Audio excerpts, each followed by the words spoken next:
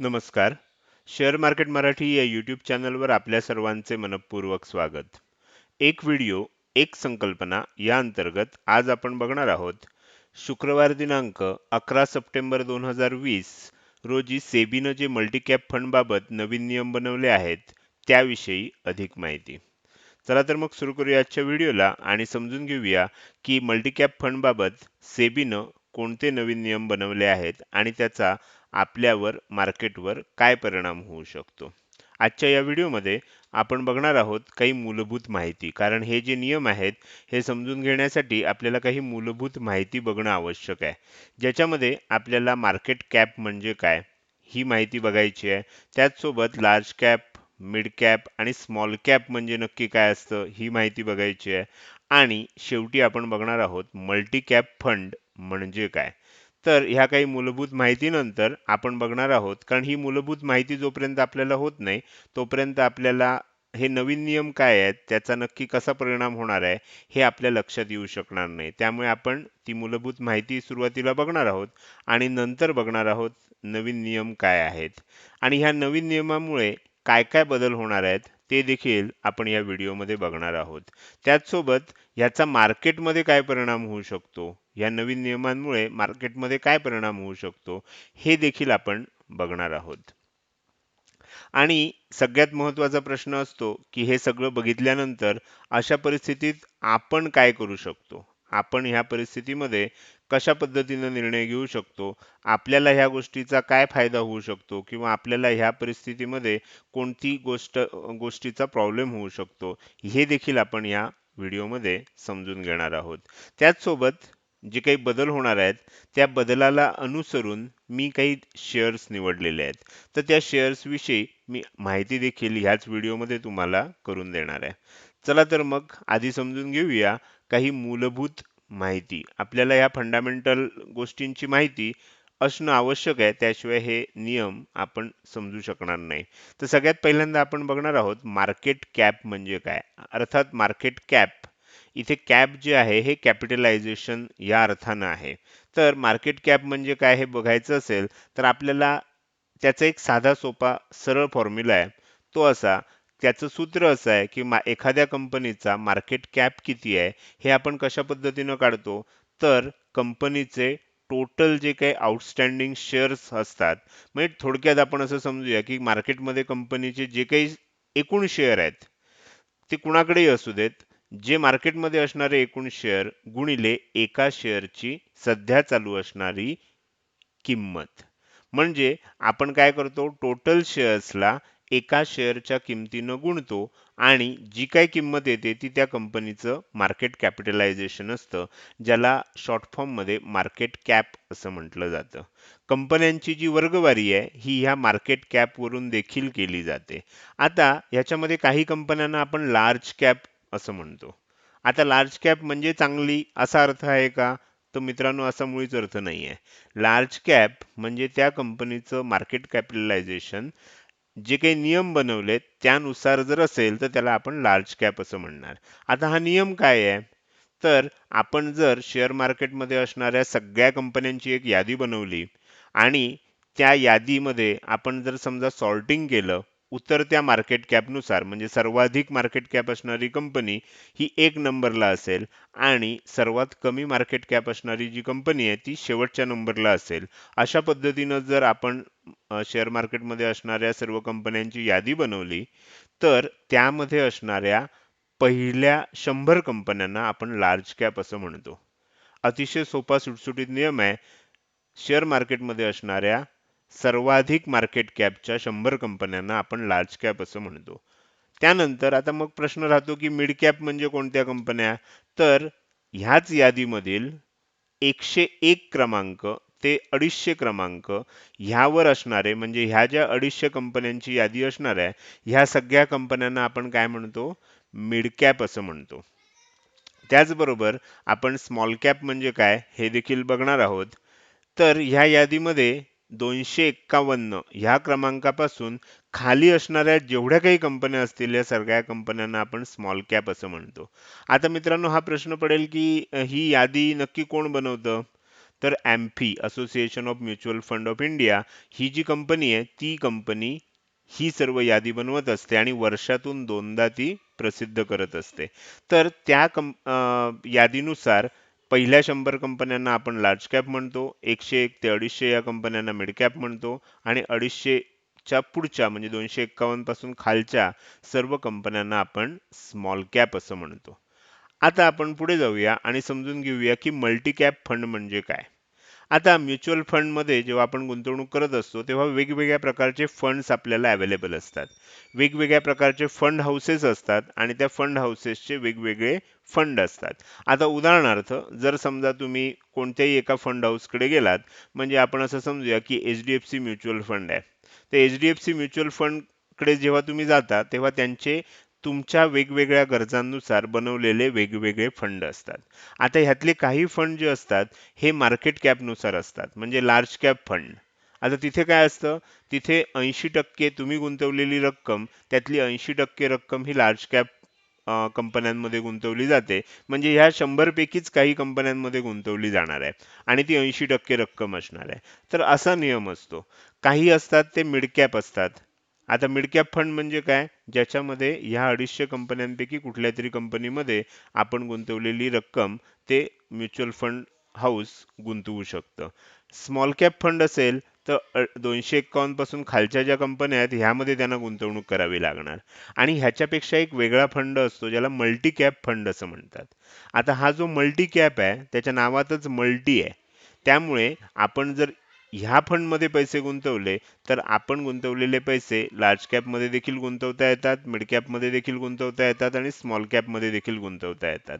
आजपर्यंत जे fund manager होते हे फंड मॅनेजर आपल्या हिशोबानं जास्तीत जास्त फायदा ज्या पद्धतीनं देता येईल अशा पद्धतीनं हे पैसे वेगवेगळ्या फंडमध्ये गुंतवत होते.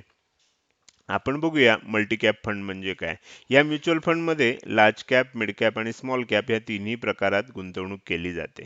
आणि त्याचं जे प्रमाण आहे की किती प्रमाण लार्ज कॅपमध्ये गुंतवायचं, किती प्रमाण मिड कॅपमध्ये गुंतवायचं आणि किती प्रमाण स्मॉल कॅपमध्ये गुंतवायचं, ह्याची एक टक्केवारी ठरवली जाते आणि त्या टक्केवारीनुसार त्यामध्ये गुंतवणूक केली जाते. आता सेबीनं ह्याच टक्केवारीसाठी काही नवीन नियम बनवलेले आहेत.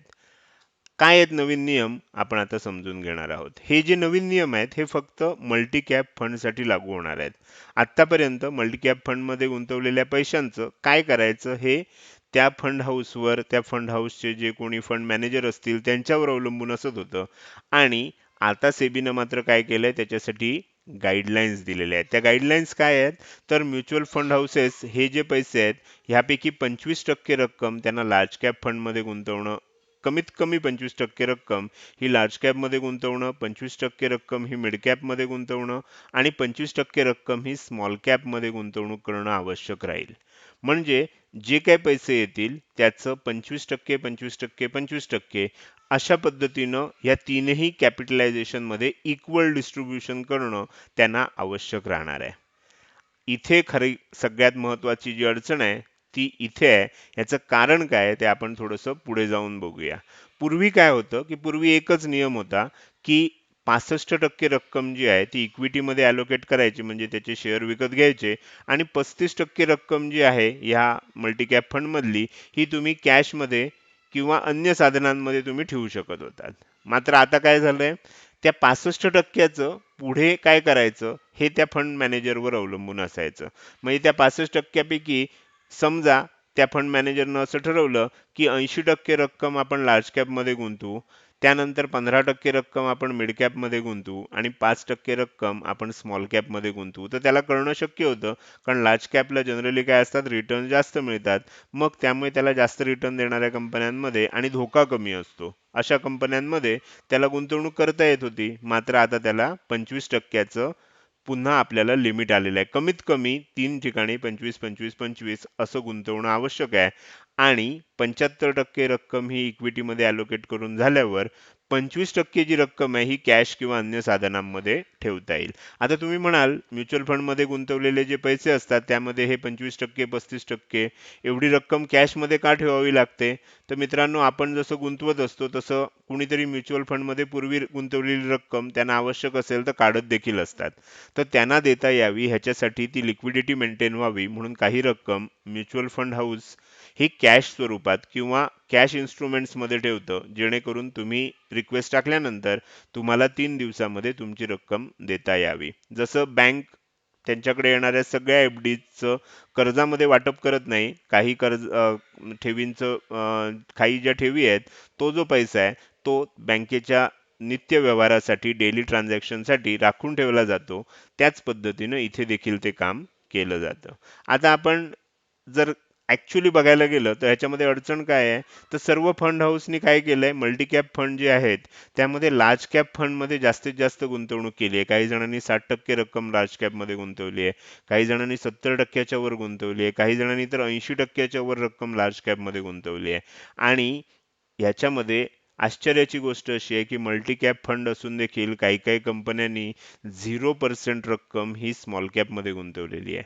असं देखील आहे. मग आता काय झालंय, आता अशा ज्या फंड हाऊसेस आहेत त्यांना काही ना काहीतरी ॲक्शन घेणं आवश्यक आहे आणि त्यांना जे सेबीनं सांगितलेले नियम आहेत 25% 25% 25%, तर ह्या पद्धतीनं त्यांना बदल करणं आवश्यक आहे. आता हे म्युच्युअल फंड हाऊसेस काय काय करू शकतात, तर त्यांच्यासाठी सगळ्यात सोपा, म्हणायला सोपा वाटतोय पण एक स्ट्रेट फॉरवर्ड म्हणूया, सोपा म्हणण्यापेक्षा पर्याय असा आहे की ते काय करू शकतात की त्यांनी जी लार्ज कॅपमध्ये जादाची गुंतवणूक केलेली आहे ती कमी करून ते गुंतवणूक आता ते मिड कॅप आणि स्मॉल कॅप शेअर्समध्ये त्यांना वाढवावी लागणार आहे. हा झाला त्यांच्या पुढचा एक पर्याय. असं केलं तर त्यांचा फंड मल्टी कॅप फंड म्हणून चालू राहू शकतो. त्यानंतर दुसरा ऑप्शन असा असणार आहे ते आता फंड हाऊसेसना की त्यांना आपली स्कीम बदलावी लागणार आहे. ती मल्टी कॅप कॅटेगरीमधनं काढून टाकून ती आता त्यांना लार्ज कॅप कॅटेगरीमध्ये आणावी लागणार आहे. पण इथे एक परत प्रॉब्लेम आहे. मागे सेबीनं आणखीन एक नियम केला होता की एका कॅटेगरीसाठी एका फंड हाऊसला एकच स्कीम चालवता येणार आहे. म्हणजे पूर्वी काय असायचं की लार्ज कॅपमध्ये 3-4 स्कीम असायच्या एकाच कंपनीच्या. आता तसं करता येत नाही. लार्ज कॅपमध्ये एकच स्कीम चालवता येते. मग अशा वेळेला त्यांना काय करायला लागणार? त्यांना ही स्कीम लार्ज कॅपमध्ये कन्व्हर्ट करून असणाऱ्या त्यांच्या लार्ज कॅपमध्ये असणाऱ्या स्कीममध्ये मर्ज करावी लागणार आहे आणि त्याच्यासाठी त्यांना काही शेअरची खरेदी विक्री करावी लागणार आहे. त्या त्यांच्या ज्या पॅटर्न्स असतात त्या पॅटर्ननुसार काही शेअर्स विकून टाकावे लागणार, काही शेअर्स नवीन घ्यावे लागणार आहेत आणि ह्याचा परिणाम मार्केटवर होण्याची शक्यता आहे. आणि म्हणून मार्केटमध्ये मागचे 2-3 दिवस जी सगळी चर्चा चालली आहे ती ह्या नियमांमुळे चालली आहे की लार्ज कॅपचं जर कॉन्ट्रीब्युशन कमी करायचं असेल मल्टी कॅप फंडमधनं, तर लार्ज कॅपचे शेअर त्यांना विकून टाकावे लागणार आणि लार्ज कॅपचे शेअर जर विकले तर मार्केटमध्ये मंदी येऊ शकते, असं काही जणांचं म्हणणं आहे. आपण चर्चा करूया नक्की काय होऊ शकेल. माझं मत काय आहे ते मी इथे सांगणार आहे. त्यानंतर ह्या सगळ्याला एक टाइम बाउंड प्रोसेस आहे. जनरली काय होतं की ही जी यादी येते small cap, mid cap, large कॅपची, ही डिसेंबरमध्ये येते आणि ती आल्यानंतर 1 महिन्याच्या आत सगळ्या फंड हाऊसेसना हे नवीन नियम लागू होणार आहेत. म्हणजे सर्वसाधारणपणे तुमच्या असं लक्षात येईल की जानेवारी 2021 पर्यंत हे पूर्ण करायचं आहे. थोडक्यात उद्याच्या उद्या, परवाच्या परवा असं काही होणार नाहीये. हे सगळं करायला फंड हाऊसेसना अजून 4 महिन्याचा कालावधी आहे. त्यामुळे काही जण YouTubeवर असे व्हिडिओ टाकतायत की मार्केटमध्ये आता मोठा क्रॅश येणार, सगळे लार्ज कॅप फंडमधले पैसे बाहेर पडणार आणि ते सगळे स्मॉल कॅपमध्ये जाणार, मार्केटचं असं होईल तसं होईल. तर मित्रांनो, असं ओव्हरनाईट काही होणार नाहीये. 1-2 दिवसात, एका आठवड्यात काही होणार नाहीये. हे सगळ्या गोष्टी करायला 4 महिने इतका पुरेसा कालावधी दिलेला आहे. त्यानंतर काही फंड हाऊसेस सेबीकडे पुन्हा जाण्याची, सेबीला पुन्हा भेटण्याची शक्यता आहे की या नियमात काही बदल होऊ शकतात का, असं बघण्याचा प्रयत्न त्यांचा चालू आहे. त्याचबरोबर ही मुदत वाढवण्याचा देखील त्यांचा प्रयत्न आहे. मग हे सगळ्या गोष्टी लक्षात घेता आपल्याला असं लक्षात येईल की सध्या जरी दिसत असलं 4 महिने, तरी कदाचित ती मुदत वाढू शकते किंवा हे जे नियम आहेत ह्याच्यामध्ये बदल होऊ शकतो. मात्र आजच्या व्हिडिओमध्ये ह्या नियमानुसार काय होऊ शकतं, हे असेच्या असेच जर राहिले तर काय होऊ शकतं याची चर्चा आपण करणार आहोत. या नवीन नियमामुळे काय बदल होणार आहेत, तर सर्वच्या सर्व फंडना आपले जे मल्टीकॅप फंड आहेत त्याचं लार्ज कॅपमध्ये रूपांतर करता येणार नाही. म्हणजे मग त्यांना काय करावं लागेल, जे काही नवीन नियम आहेत त्यानुसार आवश्यक ते बदल करावे लागणार. मग अशा वेळेला त्यामध्ये काय होऊ शकतं, की काही लार्ज कॅपचे जे शेअर्स आहेत, आता बदल करायचा म्हणजे काय करायला लागणार, लार्ज कॅपमध्ये मॅक्झिमम त्यांची गुंतवणूक आहे, ते प्रमाण कमी करायचं म्हणजे लार्ज कॅपमध्ये असणारे शेअर्स विकावे लागतील. त्यामुळे काय होऊ शकतं, आता जेव्हा एखादी म्युच्युअल फंड कंपनी शेअर्स विकते, ते काही 1, 2, 5, 10, 20, 25, 50, 100, 1000 असं असत नाही. त्यांच्याकडे लाखोनी त्या कंपनीचे शेअर्स असतात. मग जर त्यांना त्या कंपनीचे शेअर्स कमी करून टाकायचे असतील, तर त्यांना काही लाख शेअर त्यातनं विकावे लागणार आहेत. आता एवढं मोठं जेव्हा सप्लाय येतं, त्यावेळेला काय होऊ शकतं, त्या शेअरमध्ये घसरण येऊ शकते. तसंच काही मिड कॅप आणि स्मॉल कॅपमध्ये शेअरची मागणी वाढू शकते, कारण त्यांना आता तिकडे वाढवायचं आहे. तर त्या शेअर्समध्ये मागणी वाढू शकते, त्यांना डिमांड येऊ शकते. तर अर्थात हे सगळं जे आहे एकदम होणार नाहीये. आपल्याला माहिती आहे की 4 महिन्याची याच्यासाठी मुदत आहे. आणि म्युच्युअल फंड कंपन्या हे अगदी स्मूथ करणार, मार्केटला फार डिस्टर्ब न करता त्यांना हे सगळं करावं लागणार. कारण एकदम ओव्हरनाईट करायला गेलं तर काय होऊ शकतं, मार्केटमध्ये मोठी घसरण येऊ शकते आणि त्याच्यामुळे काय होऊ शकतं, एकदा मार्केटमध्ये घसरण चालू झाली, एकदा निफ्टीमध्ये घसरण चालू झाली, की बाकीचे शेअरही त्याच्यामध्ये काही फरक न होता देखील ते घसरायला सुरुवात होते. तर त्याच्यामुळे ते टाळण्यासाठी जे फंड मॅनेजर्स आहेत ते योग्य ती काळजी नक्कीच घेतील. त्यानंतर ज्या फंड हाऊसनं आपले मल्टीकॅप फंड जे आहेत ते लार्ज कॅपमध्ये रूपांतरित करायचे असतील, तर त्यांना काय करावं लागतं, जेव्हा एखादा फंडचं काही बेसिक गोष्ट जर बदलायची वेळ आली, तर ते फंड हाऊस ते करू शकतं. मात्र त्यांना काय करावं लागतं, जे कोणी त्या फंडचे कस्टमर असतील, जे कोणी इन्व्हेस्टर असतील, त्यांना नियमानुसार एक्झिट लोडमध्ये सवलत द्यावी लागते. म्हणजे आता हे नवीन नियम आलेत आणि तुम्ही पूर्वी मल्टीकॅपमध्ये गुंतवणूक केली आणि आता तुम्हाला मल्टीकॅप तेवढं आकर्षक वाटत नाहीये, तर लगेच तुम्हाला पैसे काढून घेण्याची गरज नाही. रिडीम्शन करण्याची घाई तुम्ही करू नका. कारण एकदा सगळ्या गोष्टी वर्कआउट झाल्यानंतर त्यांना काय करावं लागणार आहे, जर त्यांना आपला फंड हा मल्टीकॅप फंड पासून कन्व्हर्ट करून लार्ज कॅपमध्ये करायचं असेल, तर तुम्हाला एक्झिट लोडमध्ये सवलत द्यावी लागेल. आता हा एक्झिट लोड काय असतो, तर तुम्ही गुंतवलेले पैसे, म्युच्युअल फंडमध्ये गुंतवलेले पैसे जर 1 वर्षाच्या आत काढत असाल, तर तुम्हाला काही ठराविक टक्के म्हणजे साधारण 1% वगैरे रक्कम एक्झिट लोड म्हणून द्यावी लागते. म्हणजे तुम्ही 1 वर्षाच्या आत पैसे काढू शकत नाही आणि काढायचे असतील तर तुम्हाला 1% व्याज त्यांना द्यावं लागतं. तर त्याला एक्झिट लोड म्हणतात. आणि जर त्यांनाच जर काही बदल करायचे असतील आणि त्या बदलांमुळे तुम्हाला काढून घ्यायचे असतील, तर मात्र तुम्ही काय करू शकता, त्याच्यामध्ये त्यांना एक्झिट लोडमध्ये सवलत द्यावी लागते. तर घाई करण्याची गरज नाही, हेच मला ह्याच्यामध्ये तुम्हाला सांगायचं होतं. त्यानंतर मिड कॅप आणि स्मॉल कॅप सेक्टरमध्ये देखील काही काही चांगले शेअर्स आहेत जे अतिशय चांगला रिटर्न देऊ शकतात. त्यामुळे फंड मॅनेजरनी जर ठरवलं तर ते नक्कीच शोधून काढू शकतात. तो काही प्रॉब्लेम होणार नाही. त्यानंतर आपण पुढे जाऊया. मार्केटमध्ये काय होऊ शकतं, थोडंफार रोटेशन येऊ शकतं आणि ते मार्केटमध्ये कायम येतच असतं. आता तुम्ही कोरोना काळामध्ये जर बघितलं, तर अचानक मोठ्या-मोठ्या सगळ्या कंपन्यांचे शेअर्स पडले. मात्र अचानक तुम्हाला असं लक्षात आलं, की फार्मा सेक्टरमधले शेअर्स अतिशय चांगले चालायला लागले. त्यानंतर लोकांच्या असं लक्षात आलं, की आय-टी सेक्टरवर तसा फारसा परिणाम झाला नाही. त्यामुळे आय-टी सेक्टरमधले शेअर्स चांगले चालायला लागले. ह्याला सेक्टर रोटेशन असं म्हणतात. कधी आय-टी सेक्टरमधले शेअर चांगले चालणार, कधी फार्मा सेक्टरमधले चांगले चालणार, कधी बँकिंग सेक्टरमधले चालणार, कधी इन्फ्रास्ट्रक्चरमधले चांगले चालणार. मार्केटमध्ये असं रोटेशन कंटिन्यू चालू असतं. त्यामुळे फार काही मोठा परिणाम त्याचा होईल असं मला तरी वाटत नाही. अशा परिस्थितीत आपण नक्की काय करू शकतो ते आपण बघणार आहोत. तर आपण आता काय करू शकतो, जर मिड कॅप आणि स्मॉल कॅप शेअर्सना चांगले दिवस येणार असतील, तर आपण थोडंसं काय करायला लागेल, त्यातले शेअर्स शोधून त्याच्यात थोडीफार आपली गुंतवणूक आपण करू शकतो. अर्थात हे करत असताना आपल्याला थोडी जास्त मेहनत घ्यावी लागणार आहे. कारण मिड कॅप आणि स्मॉल कॅपमध्ये काही ना काही प्रॉब्लेम्स असतात. त्यातला पहिला प्रॉब्लेम आहे तो म्हणजे अशा शेअर्समध्ये लिक्विडिटी कमी असते. म्हणजे तुम्ही ते शेअर्स बाय करायला गेलात तर तुम्हाला असं लक्षात येतं, की तुम्ही जेवढी बाय करताय तेवढे शेअर तुम्हाला मिळतीलच असं नाही. ते विकायला गेलात तर तिथे विकत घेणारे कोणी असतीलच असं नाही. तर लिक्विडिटी आहे की नाही हे आधी पहिलं आपल्याला शोधावं लागतं. एखाद्या कंपनीचा शेअर चांगला असतो, पण त्याच्यामध्ये लिक्विडिटी कमी असते.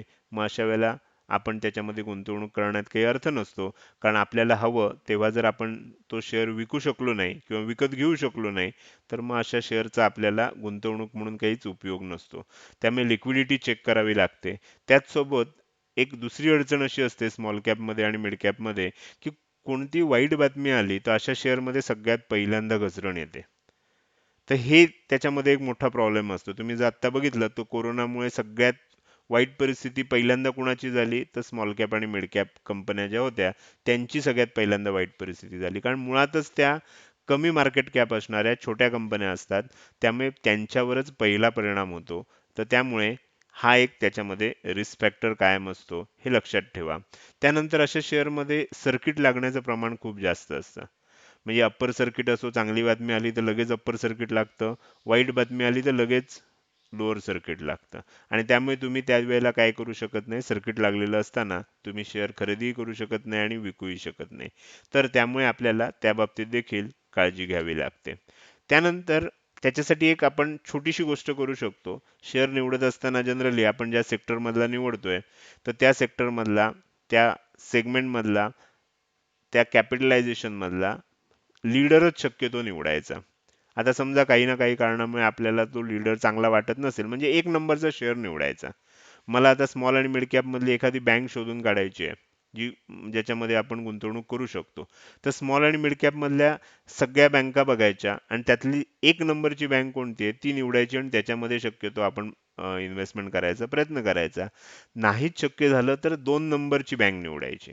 म्हणजे सेक्टर निवडायचा. आपल्याला ज्या सेक्टरमध्ये असं वाटतंय की येत्या 3 ते 5 वर्षामध्ये चांगली परिस्थिती येऊ शकते, तर असा सेक्टर निवडायचा आणि त्या सेक्टरमधली स्मॉल कॅप आणि मिड कॅप मधली लीडर कंपनी कुठली आहे, एक नंबरची कंपनी कुठली आहे ती शोधून काढायची. काही कारणानं जर ते आपल्याला ती कंपनी योग्य वाटत नसेल, तर 2 नंबरची कंपनी निवडायची. सर्वसाधारणपणे 3 नंबरची कंपनीपर्यंत जायचं नाही स्मॉल कॅप आणि मिड कॅपमध्ये. लार्ज कॅपमध्ये तुम्ही जाऊ शकता, 10 नंबर कंपनीपर्यंतही जाऊ शकता, 50 नंबरच्या कंपनीपर्यंत देखील जाऊ शकता. पण स्मॉल आणि मिड कॅप करत असताना आपल्याला 1 किंवा 2 नंबरचीच कंपनी त्या सेक्टरमधली आपण निवडायची. त्यानंतर जर समजा तुम्ही ज्येष्ठ नागरिक असाल, तर शक्यतो स्मॉल कॅप आणि मिड कॅपमध्ये गुंतवणूक करताना आपल्याला खूपच जास्त काळजी घ्यावी लागते. कारण आपल्याला जनरली आपण जे पैसे गुंतवतो त्याच्यामध्ये सेफ्टी किंवा सिक्युरिटी महत्त्वाची असते आणि स्मॉल कॅप मिड कॅपमध्ये खूप मोठे बदल खूप कमी कालावधीत होतात. त्यामुळे तुमची वेल्थ डिस्ट्रक्शन देखील होऊ शकतं. त्यामुळे ज्येष्ठ नागरिकांनी शक्यतो ह्या सेक्टरपासून, स्मॉल आणि मिड कॅपपासून लांब राहावं. ज्यांची हाय रिस्क घेण्याची क्षमता आहे, अशांनीच स्मॉल आणि मिड कॅप शेअर्समध्ये गुंतवणूक करावी, असं सर्वसाधारणपणे सांगितलं जातं. त्यानंतर आपण पुढे जाऊया. आता हे जे काही बदल झालेत, त्यामुळे कंपल्सरी काय करावं लागणार आहे, त्या फंड हाऊसेसना स्मॉल आणि मिड कॅपमध्ये 25-25% गुंतवणूक करावीच लागणार आहे. मग त्यामुळे काय होऊ शकतं, की स्मॉल आणि मिड कॅप सेक्टरमधल्या शेअर्सना चांगले दिवस येऊ शकतात आणि त्यामुळे 1 ते 3 वर्षाचा कालावधी लक्षात घेऊन तुम्ही त्यामध्ये गुंतवणूक करू शकता.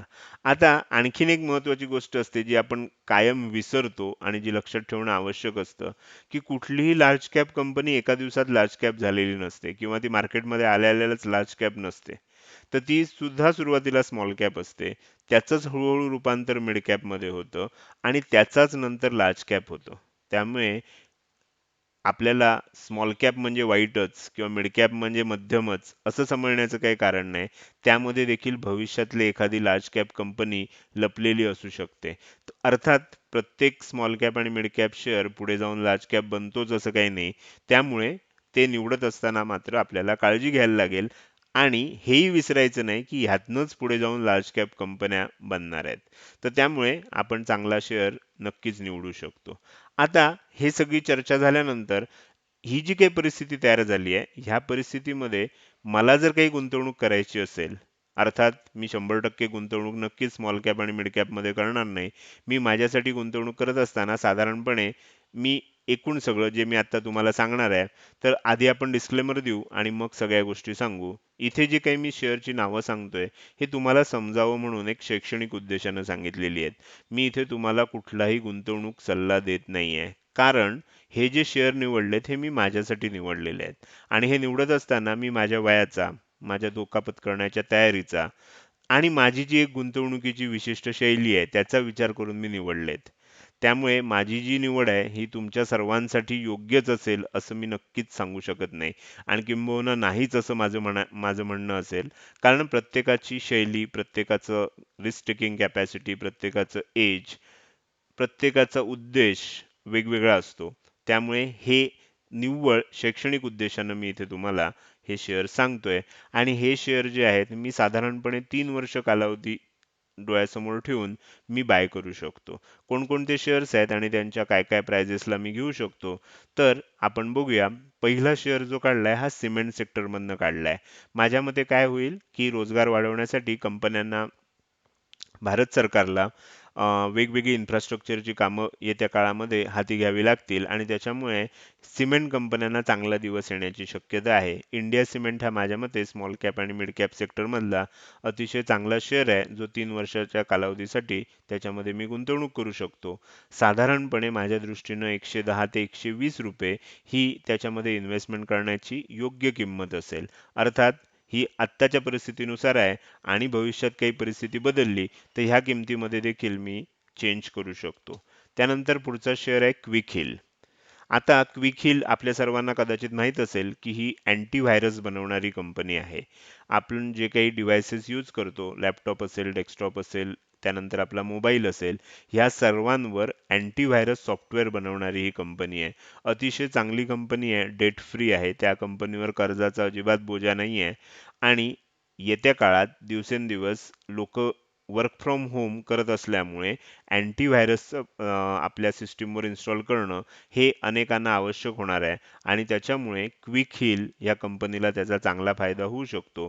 माझ्या दृष्टीनं 125 रुपये ते 135 रुपये ही या कंपनीमध्ये गुंतवणूक करण्याच्या दृष्टीनं उत्तम अशी किंमत राहील. त्यानंतर आपण पुढची कंपनी बघूया. ही बँकिंग सेक्टरमधली आहे. तुम्हाला लक्षात आलं असेल की मी वेगवेगळ्या सेक्टरमधल्या कंपन्या निवडल्यात. ही आहे डीसीबी बँक. ही देखील तुम्ही जर बघितलं तर 80 ते 85 रुपये ही माझ्या दृष्टीनं या शेअरमध्ये गुंतवणूक करण्यासाठी योग्य किंमत मी काढलेली आहे. त्यानंतर आपण शेवटची एक कंपनी बघूया, ज्या कंपनीचं नाव आहे इंजिनियर्स इंडिया लिमिटेड, EIL असं म्हणतात किंवा इंजिनियर्स इंडिया असं त्याचं आपलं ट्रेड नेम आहे. तर त्याच्यामध्ये देखील ती देखील कन्स्ट्रक्शन करणारी कंपनी आहे. सिमेंट आणि कन्स्ट्रक्शन असे दोन वेगवेगळे सेक्टर निवडलेत, जरी ते एकमेकांवर अवलंबून असले. तर इंजिनियर्स इंडिया लिमिटेड ही जी कंपनी आहे ही देखील माझ्या दृष्टीनं गुंतवणुकीसाठी पुढच्या 3 वर्षांसाठी चांगली कंपनी आहे. 60 ते 65 रुपयाला मी ती त्याच्यामध्ये इन्व्हेस्टमेंट करू इच्छितो. तर हे जे आहेत हे मी काढलेल्या काही 4 कंपन्या आहेत. आता ह्या सगळ्या 4 मध्येच मी गुंतवणूक करेन का? किंवा ह्याच 4 मध्ये मी गुंतवणूक करेन का? तर मी आणखीनही काही शेअर्स येत्या काळामध्ये शॉर्टलिस्ट करणार आहे आणि त्यामधनं जे उत्तम शेअर्स असतील तर त्याच्यामध्ये मी गुंतवणूक करू शकतो. आता त्याच्यासाठी मी एक महत्त्वाची गोष्ट इथे खाली लिहिली आहे की मी एकदा शेअर निवडल्यानंतर ताबडतोब त्यामध्ये सगळी गुंतवणूक करून टाकत नाही. तर मी काय करतो, टप्प्याटप्प्यानं त्याच्यामध्ये गुंतवणूक करतो. कारण कधीही कुठलाही शेअर सातत्यानं जर वाढत असेल तर तो सातत्यानं वाढू शकत नाही. तो कधीतरी खाली थोडासा येणारच आहे. मग त्यावेळेला आपण काय करू शकतो, त्याच्यामध्ये इन्व्हेस्टमेंट करत जातो आणि त्याचसोबत 3 वर्षासाठी जरी मी गुंतवणूक करत असलो तरी मध्ये-मध्ये पार्ट प्रॉफिट बुकिंग देखील करत जातो. कारण असं आहे की कधी-कधी काय होतं की अचानक काही इव्हेंट होतात आणि आलेलं प्रॉफिट सगळं निघून जातं आणि पुन्हा पहिल्यापासून सुरुवात करावी लागते. तर हे होऊ नये म्हणून मी पार्ट प्रॉफिट बुकिंग जे आहे ते ह्यामध्ये करत असतो. तर हे झालं आजच्या या व्हिडिओविषयी. मार्केटमध्ये या नवीन नियमानुसार काय बदल येणार आहेत हे आपण बघितलं. माझ्या मते हा व्हिडिओ तुम्हाला नक्कीच माहितीप्रद वाटेल. जर समजा तुम्हाला हा व्हिडिओ आवडला तर नक्की लाईक करा, शेअर करा. कसा वाटला ते कमेंट सेक्शनमध्ये टाईप करून सांगा. आजच्या या व्हिडिओमध्ये आपण इथेच थांबणार आहोत. धन्यवाद.